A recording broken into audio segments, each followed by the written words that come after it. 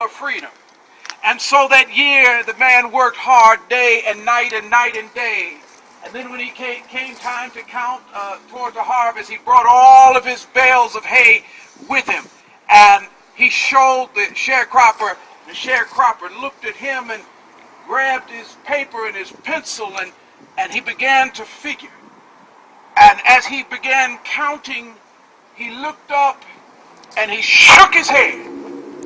And he said, "Sir, I know you worked hard all day, all year, and you look like you were ready for your freedom, but I'm afraid I can't give it to you. And you've got to come back next year with more than what you brought us this year. And if you come back with more than what you brought us this year, I will give you your freedom." The next year, the man went out and he worked twice as hard. And when he came back with multiple bales of hay, he did the same thing. He walked up there and said, "Sir, I believe I should earn my freedom. I'm so happy, I believe I should get it." And that year, the man looked at him, grabbed his paper, began to figure, shook his head, looked down again, scratched his head and said, "Sir, I know you worked hard this year, but you did not bring me as much as I needed, and therefore I can't give you your freedom.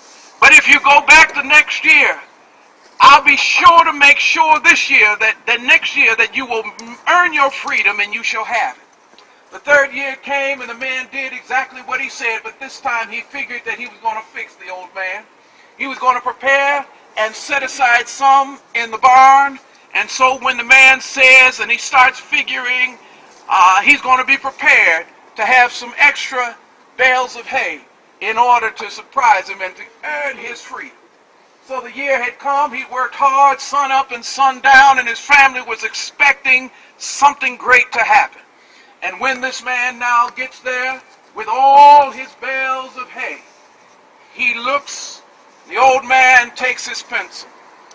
Sharecropper starts figuring, and he works his magic, and he shakes his head, and he does the very thing, and he says to the old man, "Sir, I believe you worked hard this year, harder than you had for the last 3 years, and it looks like you came close.